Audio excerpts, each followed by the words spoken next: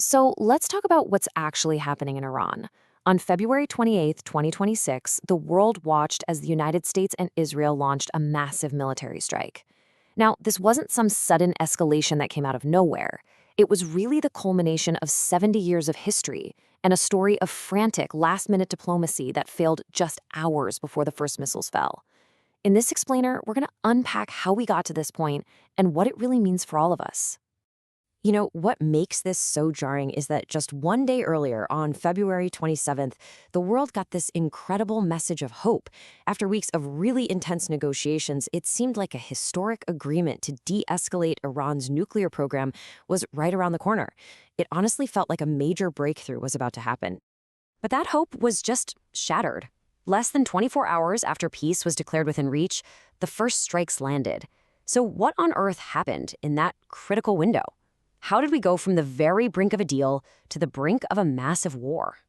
Well, to answer that, we really need to dig into the paradox of February 2026, where a potential deal somehow gave way to a devastating strike with, just breathtaking speed. Okay, so the coordinated assault was massive. Codenamed Operation Epic Fury by the US and Roaring Lion by Israel, these strikes hit military, intelligence, and nuclear sites all across Iran's major cities. The stated goal from the White House was completely unambiguous: regime change. And in that initial attack, Iran's supreme leader, Ayatollah Khamenei, who had ruled for 36 years, was killed. But a conflict like this doesn't just erupt out of a vacuum. It's deeply rooted in 70 years of mistrust between the US and Iran, a story that's really defined by a few critical turning points. It really starts all the way back in 1953, with a CIA-backed coup that overthrew Iran's democratically elected leader. Fast forward to 1979, you have the Islamic Revolution, the US hostage crisis, and the complete severing of diplomatic ties. And then, much more recently, in 2018, the US withdrawal from the Iran nuclear deal pretty much set the stage for the crisis we're seeing today.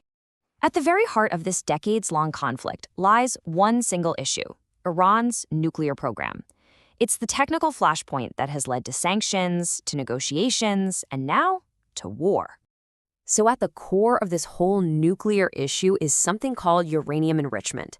And in simple terms, it's just the process of refining natural uranium to increase the concentration of a specific isotope, U-235. If you enrich it to a low level, you can fuel a power plant. If you enrich it to a very, very high level, that's what you need for a bomb. So look at this. That 2015 nuclear deal capped Iran's enrichment at 3.67%, which is perfectly fine for nuclear power. But after the US pulled out of the deal, Iran escalated its program in a big way, reaching 60% enrichment. Now, that level has absolutely no civilian use, and it's just a short technical step away from the 90% needed for a weapon. But here's a really crucial distinction. Despite having the capability to produce bomb-grade material, US intelligence consistently assessed that Iran had not decided to actually build a weapon. This difference between having the capability and making the decision was right at the center of the debate leading up to these strikes.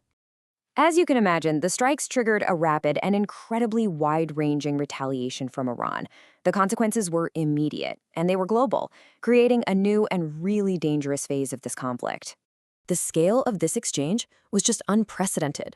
By March 1st, the US and Israel had hit nearly 2,000 targets inside Iran. Iran's response?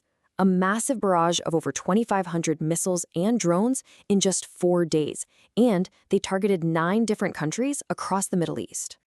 This kind of regional escalation has immediate global consequences. And why? Because of this number. Roughly 20% of the entire world's oil supply passes right through the Strait of Hormuz, just off the coast of Iran. That vital artery of the global economy is now smack in the middle of a conflict zone. And the wider cost has been absolutely devastating. The human toll is already mounting, with over 1,300 killed in Iran and dozens of casualties across the region. Economically, oil prices spiked almost immediately. Logistically, major travel hubs like Dubai had to shut down.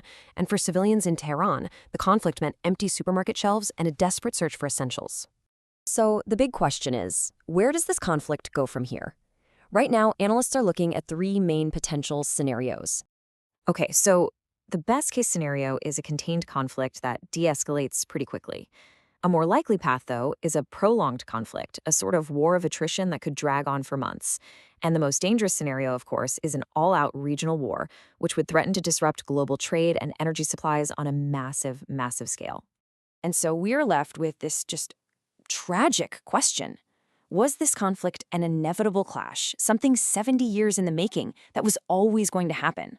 Or was it a preventable war, lost in those 24 hours between a promise of peace and the very first shot fired?